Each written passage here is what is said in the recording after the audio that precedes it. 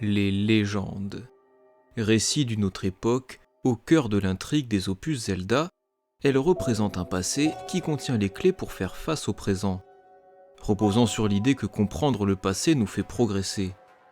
Qu'elles soient racontées par souvenir ou par d'anciennes tapisseries, on ne soupçonne pas toujours les secrets qu'elle peut renfermer. C'est le cas de l'intrigue de Tears of the Kingdom, qui propulse notre protagoniste à l'âge des légendes de la fondation du royaume d'Hyrule, le royaume où se déroulent presque tous les opus de la saga Zelda. Je suis revenue à l'époque de la fondation d'Hyrule. Mais le royaume moderne de cette époque est très différent de celui qu'on connaît. Le récit semble confus, nous laissant intentionnellement dubitatifs. Comme toujours, l'histoire est conçue à l'image des jeux, tel un puzzle, une énigme à résoudre. Et c'est exactement ce qu'on va faire dans cet épisode. Avec les éléments à notre disposition, il est temps de révéler le mystère de l'origine d'Hyrule.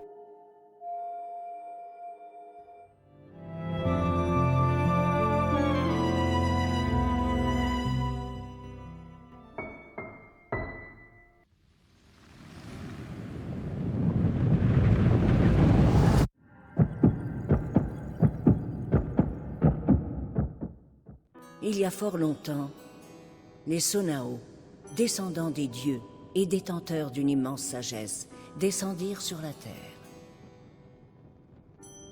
Ils apportaient avec eux les pierres occultes, des gemmes héritées des dieux, capables de démultiplier les pouvoirs de leurs porteurs. Mon jeune frère Raoru guida le peuple dans le respect des préceptes Sonao. Raoru offrit une pierre occulte à Sonia. Et ensemble, ils fondèrent un royaume sur terre. Le roi Raoru et la reine Sonia donnèrent à leur royaume le nom d'Hyrule. Le royaume d'Hyrule. Connu pour renfermer la relique sacrée des dieux, le royaume est dirigé par la famille royale, à travers laquelle se transmet le sang et l'esprit de la déesse Hylia. C'est après les événements de Skyward Sword que les Hyliens repeuplèrent la Terre avec la relique, et il est supposé que la première Zelda ait initié la fondation d'un royaume pour veiller sur les Hyliens et la Triforce. Mais les récits des archives royales, comme décrits par l'actuelle princesse, tiennent un autre discours. La tradition retrace les origines de mes ancêtres. La famille royale d'Hyrule serait née d'une alliance avec les dieux descendus sur Terre depuis les cieux. Selon ces archives, les Hyliens étaient déjà sur Terre et les dieux venus du ciel se sont unis avec eux. Selon Zelda, ces dieux seraient en fait les Sonao, et l'alliance en question concerne le roi Raoru et la reine Sonia. Les deux versions de l'origine d'Hyrule ne sont pas incompatibles.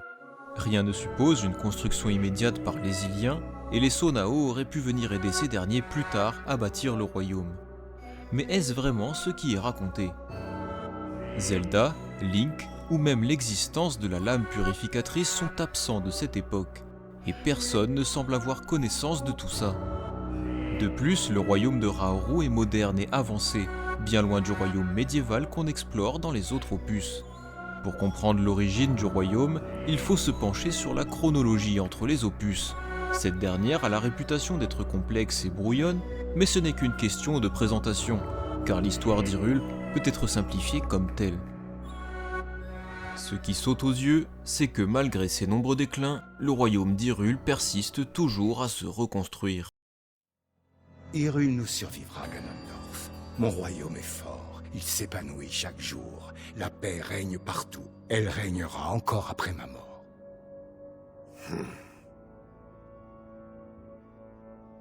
Parce qu'Hyrule persiste à se reconstruire, on peut imaginer que le royaume n'a pas connu une, mais plusieurs fondations. Et plusieurs époques pourraient potentiellement avoir connu une refondation. Ainsi, les deux versions de l'origine d'Hyrule peuvent être bien distinctes. En regardant les écrits de la Stèle Zora qui mentionnent l'éveil de la princesse Ruto, on peut imaginer ce genre de possibilités. Ces derniers indiquent en effet que son histoire a eu lieu avant le Grand Fléau et avant la civilisation des Sheikah, suggérant que les événements d'Ocarina of Time aient eu lieu plus de 10 000 ans avant le fléau actuel. Un royaume avancé technologiquement comme raconté dans la légende du premier fléau n'a rien en commun avec le royaume médiéval qu'on connaît. On peut alors envisager un différent royaume pour une différente fondation. De nombreux éléments tels que les sanctuaires, l'étude des constellations et l'exploitation d'une énergie divine montrent que la technologie Sheikah possède en elle une sorte d'héritage de la civilisation Sonao. La causalité est évidente. L'âge des Sheikah a dû apparaître à l'issue de la fondation du royaume de Raoru. Les deux époques doivent être assez rapprochées pour que le savoir ait été transmis, ce que Ganondorf semble confirmer lorsqu'il estime que la durée de son sceau sera de 10 000 ans, l'âge de la légende Sheikah. 10 000 ans s'écoulent en un battement de cils pour moi. Ça ne changera rien du tout. Si l'âge des Sheikah suit d'assez près la fondation du royaume de Raoru et que les écrits Zora sont corrects, cela devrait impliquer l'hypothèse d'une remise à zéro complète du royaume. Un reset tel que même s'il avait existé un Hyrule avant Raoru, personne n'en aurait connaissance, et Raoru serait le tout premier roi d'un nouveau Hyrule. Pour que cette hypothèse fonctionne, il faut un reset d'une telle ampleur que tout ce qui constitue l'identité d'Hyrule ait été complètement anéanti, jusqu'à son symbole. Il s'agirait d'un nouveau royaume pour qui le nom Link, Zelda ou Ganon ne représenterait plus rien.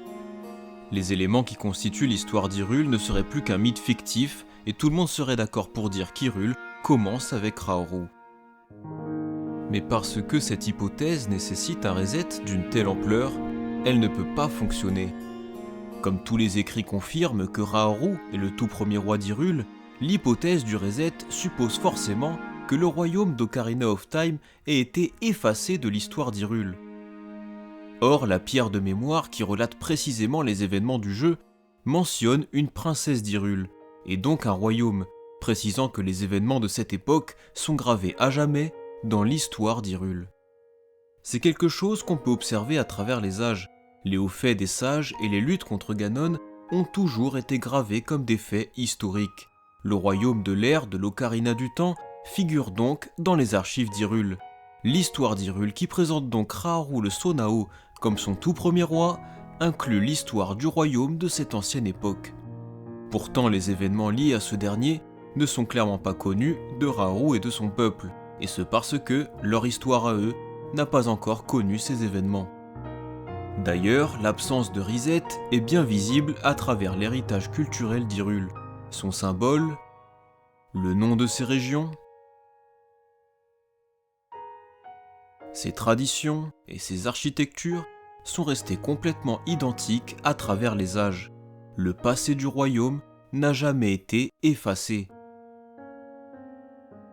Et pourtant, l'époque de Raoru n'en a aucune trace, et ce, parce qu'il en est l'origine. Je suis la fille du roi Roham d'Hyrule, Zelda. Voilà une bien curieuse réponse. Mon épouse et moi sommes les fondateurs de ce royaume. Nous ne lui connaissons pas d'autre roi que moi-même. Vous avez fondé Hyrule ensemble? Et vous êtes le roi? Oui, je suis le roi Raoru, souverain des contrées d'Hyrule. Le roi Raoru? La confusion semble issue des auras, ayant supposé que Varuta tire son nom de leur princesse, sans mentionner la possibilité que le nom de la créature puisse faire référence à une autre Zora du passé, une autre Ruto. Peut-être est-ce la raison qui a poussé Sidon à retirer ce passage contradictoire de la gravure. L'ordre d'événements semble désormais clair. Il y a d'abord la fondation d'Hyrule, suivie d'assez près par l'âge des Sheikah et le bannissement de leur technologie. Puis vient les événements d'Ocarina of Time dans une époque médiévale. Le sage de lumière de ce jeu serait donc nommé Raoru en hommage au premier roi d'Hyrule, et l'inverse semblerait absurde. A-t-on jamais rien vu d'aussi ridicule? Ainsi, l'hypothèse du reset semble s'annuler, mais peut-on pour autant placer la fondation de Raoru après les événements de Skyward Sword? Pas si sûr, et ce, à cause d'un dernier élément, la clé qui va nous permettre d'élucider ce mystère. Les réponses se trouvent à l'époque de l'ère de la déesse. Cette époque remonte au moment le plus tôt de la saga et se déroule avant le tout premier jeu de la chronologie et on n'a jamais pu la vivre dans les jeux. C'est un passé qui, on le sait, a connu un peuple Sheikah servant la déesse et jouissant d'une technologie avancée, semblable à celui présenté dans la légende. Mais cette ère fut plus globalement celle d'une civilisation hylienne moderne, et les vestiges de sa technologie perdue dans le désert comportent des golems conscients, dotés de paroles et fonctionnant via une étrange énergie prenant une forme électrique. Il semble très apparent que ces golems et les golems Sonao sont issus d'une technologie similaire.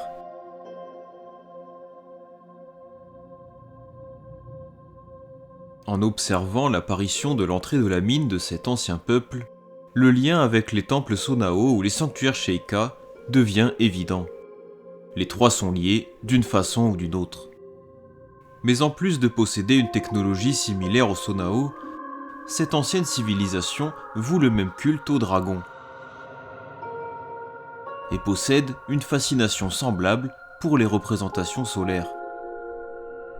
En outre, il porte aussi un attrait pour l'excavation et la navigation. Pourtant, malgré ces ressemblances, tout porte à croire que cette civilisation ne comptait aucun Sonao. L'étude de leur construction amène à cette conclusion. Ces dernières comportent une architecture moderne et épurée, avec des lampes en lumos, symboles carrés et des arches, incluant des représentations dragoniques. Ces vestiges sont visibles dans le ciel ou dans les abîmes, mais à la surface, ils ne sont apparus qu'après le cataclysme. Avant ça, la surface ne comptait que des ruines dites de Sonao, qui s'étendent dans tout Hyrule. Ces ruines, d'une architecture bien plus primitive, semblent entre autres avoir pour vocation de recouvrir les constructions Sonao plus modernes. Elles sont construites par-dessus, ce qui supposément explique leur absence avant le cataclysme. À l'époque de Raoru, les constructions primitives ne sont pas visibles. Le royaume d'Hyrule de l'époque est conçu d'une architecture moderne, celle des Sonao. Mais contre-intuitivement, il semble que ces derniers ne soient pas à l'origine de l'architecture primitive. Construite par-dessus, cette dernière est donc plus récente. Son absence pendant l'époque de Raoru semble montrer qu'elle est apparue après la mort du premier roi, indiquant donc que ces structures ne sont pas issues des Sonao. Il s'avère que cet état de fait est confirmé par l'équipe de recherche. Les ruines des Obscurcis ont été bâties à l'issue de la guerre du Sceau en hommage aux sages, et ce après l'extinction totale des Sonao. Les écrits étant hyliens, les chercheurs confirment que l'architecture de ces constructions est d'origine hylienne.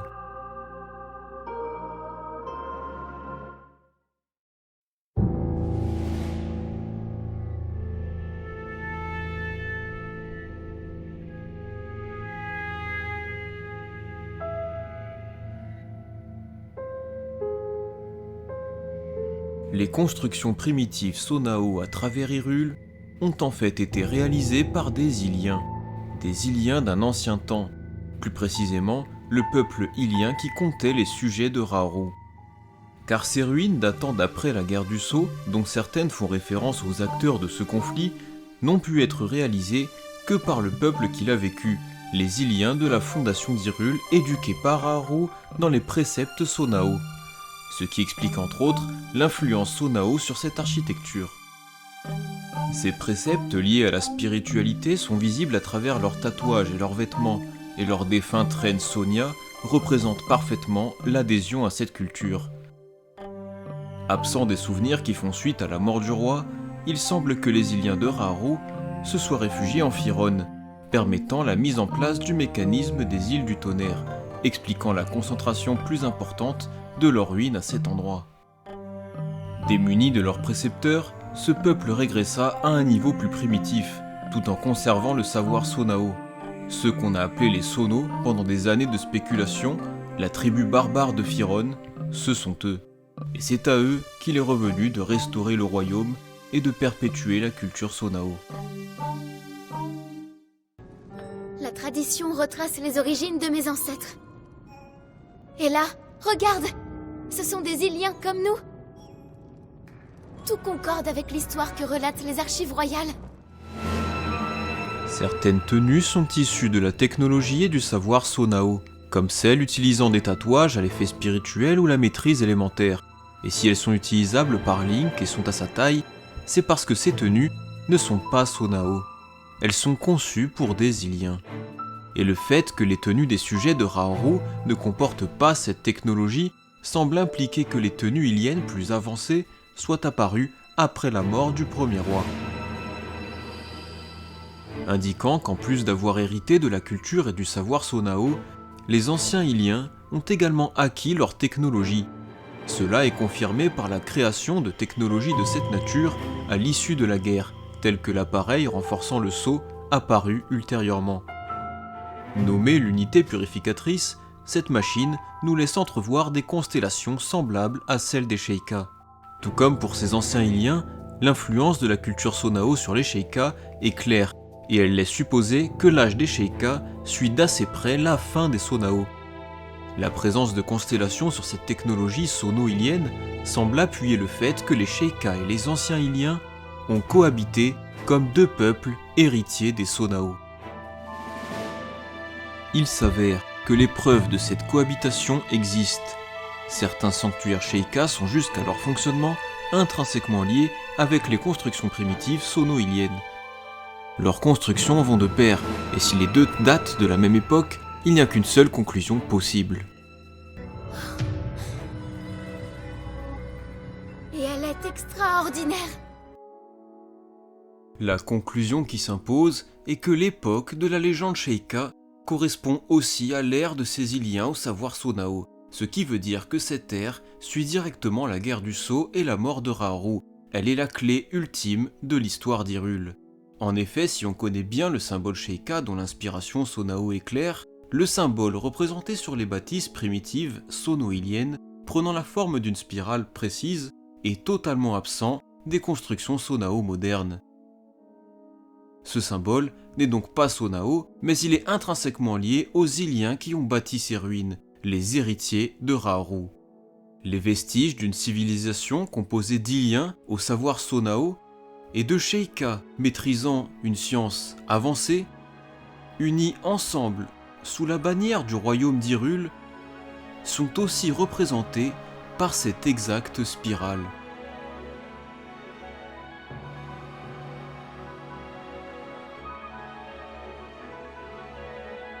Il apparaît clair qu'il s'agisse du même peuple, puisque cette spirale ne se trouve pas sur les constructions Sonao et ne les représente pas. Elle représente les Hyliens qui ont succédé à leur extinction et qui ont hérité de leur technologie. Un peuple né lors de la fondation du royaume et qui s'éleva vers une civilisation alliée avec les Sheikah à leur apogée et dont la fin de leur histoire est visible à travers les vestiges témoignant de leur cohabitation. Les appareils de l'ère d'Hylia aux aspects Sonao sont en fait Hyliens, de la même façon que ces ruines de façade Sonao sont en fait Hyliennes. Ce qui implique qu'Hyrule était déjà fondé en amont par Raoru, unissant les premiers Hyliens de l'histoire, les plus proches des dieux, ce qui explique leurs très longues oreilles.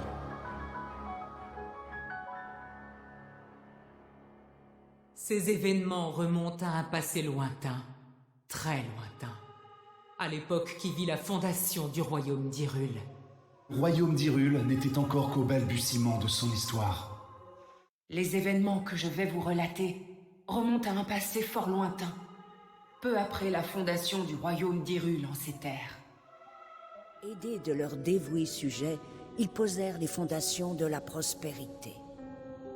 Le royaume d'Hyrule combattit de toutes ses forces les monstres qui l'assaillaient, mais se retrouva vite submergé par les forces du mal. Et là, regarde! Ce sont des Hyliens comme nous! Il devient alors clair qu'il existait déjà un royaume d'Hyrule moderne pendant l'ère de la déesse Hylia, à l'origine de la saga. Le royaume fondé par la lignée royale après Skyward Sword serait alors une refondation, un Hyrule médiéval privé de son savoir antique, un savoir dont il semble s'être volontairement séparé, et qui appartenait à un royaume d'Hyrule plus ancien dont l'origine remonte à Raoru pendant l'âge des dieux, ou plutôt semble-t-il, l'âge de la déesse. Vous ne me reconnaissez pas intéressant. Vos pierres ne vous ont donc pas transmis les souvenirs venus de l'âge des dieux. Pendant les débuts de cette ère, les peuples Goron, Piaf, Zora et Gerudo semblent déjà être unifiés en Hyrule. Pourtant, la légende Sheikah du grand fléau qui succède à la fondation du royaume ne fait pas mention de ces derniers. En effet, les prodiges antiques de la légende étaient issus de peuples dont l'identité reste secrète, une identité qui ne correspond pas aux 4 peuples iconiques d'Hyrule. Cette omission coïncide avec l'absence de ces derniers dans Skyward Sword, et ce, malgré la présence de traces de leur existence, telles que la citerne antique datant de l'ère de la déesse dont certains aspects architecturaux sont identiques à celles des Zora. Le peuple Zora transmet aussi des légendes de l'époque avancée d'Hyrule témoignant de leur présence, telles que leur histoire du barrage de l'Est, une construction spectaculaire, fruit de l'architecture Zora et de l'ancien Hyrule avancé, âgé de 10 000 ans. La citerne, dont le rôle est similaire au barrage, est composée de technologies modernes et conçue d'une architecture spécifique faisant penser aux Zora. Là aussi, tout porte à croire que la citerne et le barrage sont issus d'un seul et même royaume aux capacités modernes, celui de l'ère d'Hylia, un royaume qui inclurait donc le peuple Zora. L'ère d'Hylia, dont les points communs avec l'âge Sheikah s'additionnent, correspondent en plus sur la présence de ruines Zora, malgré l'absence de mention de peuple Zora. Si ces deux époques semblent ne faire qu'une ou à minima se suivre, l'explication de l'absence Zora, mais aussi des 3 autres peuples iconiques, tire en fait son origine à une époque plus lointaine, celle de la fondation d'Hyrule et de la guerre du Sceau. Voici le récit de la guerre du Sceau, qui a décidé du destin de notre peuple. Le sceau finira par se briser, et le roi démon retrouvera sa liberté. Quand ce jour arrivera, Link aura besoin d'assistance, je t'en prie. Confie-lui le don que tu possèdes. Au nom du peuple Gerudo, je jure que le réveil du roi démon verra celui du sage de la foudre. C'est à la fin du conflit que la sage du temps renda visite aux 4 leaders d'Hyrule, avec une requête qui allait changer le destin de leurs peuples respectifs. Le fond de la requête consiste à assurer la protection de leur peuple et de la pierre occulte, pour qu'au réveil du roi démon, un nouveau sage puisse également apparaître. Si le bouleversement de destin qu'elle engendre n'est pas directement explicité, il devient clair lorsqu'on observe les 4 temples élémentaires Sonao. Ces derniers ont servi de refuge pour la pierre occulte, mais aussi pour les 4 peuples iconiques d'Hyrule. La cité Gorondia, cachée dans le volcan, les arches Piaf dans le ciel, le temple de l'eau accessible par cascade, et celui de la foudre caché par un mécanisme Gerudo.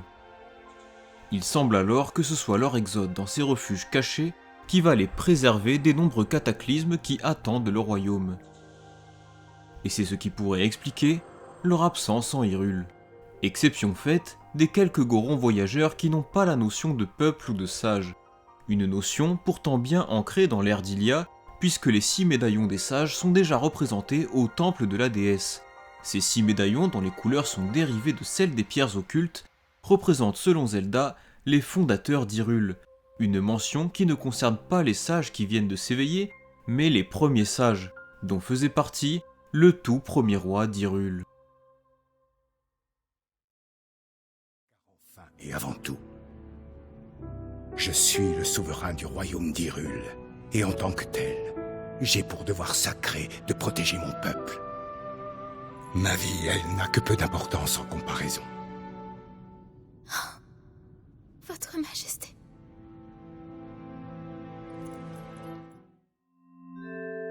Il semble clairement s'avérer que Raoru soit à l'origine de la toute première version du royaume d'Hyrule, un royaume dont l'histoire s'étendrait donc sur 10 000 ans. L'ordre d'événements qui semble constituer son histoire est appuyé par l'existence du mystérieux personnage qui a défait le fléau, un héros supposé porteur de la lame purificatrice, mais dont on ne sait rien. On peut supposer qu'il s'agisse d'une version de notre protagoniste réincarné à travers les époques, mais son apparence est radicalement différente. Et parmi les incarnations de Link qui se ressemblent à l'identique, toutes de race hylienne, l'aspect de ce mystérieux héros est une anomalie. Ce dernier, qui n'est à l'évidence pas hylien, est présenté dans la légende Sheikah. Or, sa tenue est composée de technologie Sonao, une tenue d'ailleurs complètement identique à la tenue Sonium portée par des Iliens. Cette combinaison prouve que la technologie Sonao prospérait toujours pendant l'âge Sheikah qui se passe après la disparition de Raoru, et qu'elle était utilisée par les Iliens qui lui ont succédé, confirmant ainsi la collaboration entre les Iliens au savoir Sonao et les Sheikah, dont l'association des technologies a assisté le héros dans son combat, une association déjà visible dans leurs constructions respectives.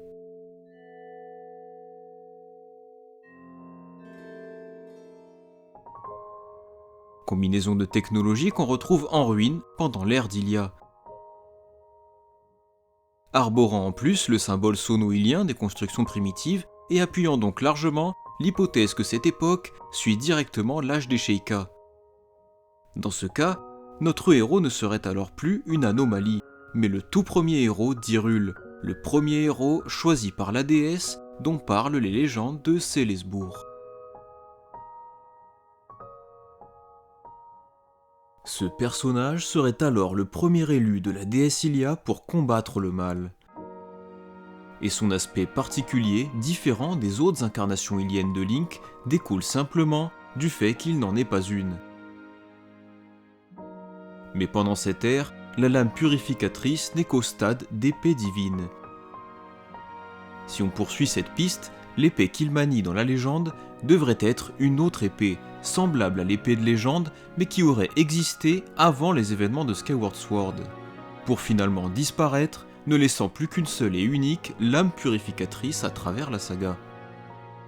Il s'avère qu'une telle épée a bel et bien existé, une épée qui aurait permis au premier élu d'Ilia de remplir son rôle, un rôle connu par l'avatar du néant qui d'un coup d'œil est capable d'identifier Link comme élu de la déesse, et ce grâce à sa lame et son esprit fey qui l'habite. Un miroir identique à sa propre épée et son esprit Giraim, et ce sur presque tous les aspects, jusqu'à leur commune capacité à produire l'éclat céleste électrique. Cette nature commune signifie une origine commune, la déesse Ilia. Celle qui a créé la lame purificatrice a certainement créé l'arme de son premier élu, une arme capable d'éradiquer le mal. Sauf que cette dernière a fini corrompue et a finalement disparu. C'est cette épée de forme moins lisse qui serait représentée sur la tapisserie. Plus grand est le pouvoir qui la nourrit, plus puissante sera l'épée. Telle est la nature de la lame formidable qui, selon les mythes et légendes, fut forgée par la déesse. Et le maître de l'épée de légende, Link. Parmi les caractéristiques communes aux deux épées, toutes deux nomment scrupuleusement leur porteur maître. Ce terme précis, qui rejoint en anglais l'appellation Master Sword, semble donc être propre à cette lame. Mais la personne que la Master Sword sombre considère comme son maître, c'est l'avatar du néant, un roi démon. Et puisqu'il semble s'avérer qu'elle fut autrefois une lame purificatrice forgée par la déesse, comment cette épée que le mal ne peut pas toucher s'est-elle retrouvée entre les mains d'un tel être ? Si on ne sait presque rien sur l'avatar, les éléments qu'on a semblent confirmer qu'il n'est pas le premier roi démon. Faye nous indique d'ailleurs que cet être est apparu sous d'autres formes à d'autres époques. Tout comme Ganondorf, l'avatar n'est peut-être pas né roi démon, et il dit même en avoir déjà combattu. Mais selon ses dires, il ne serait pas né humain non plus. Et surtout, une Master Sword ne peut être maniée que par son maître légitime. Autrement dit, si cette épée était autrefois pure, elle a été corrompue en même temps que son maître. Et l'époque où il aurait vécu coïncide alors avec l'ère du premier héros de l'âge avancé d'Hyrule. Un héros qui n'est pas humain, maniant une lame purificatrice et qui était élu de la déesse Ilia. Un héros qui porte une ressemblance toute particulière avec l'avatar.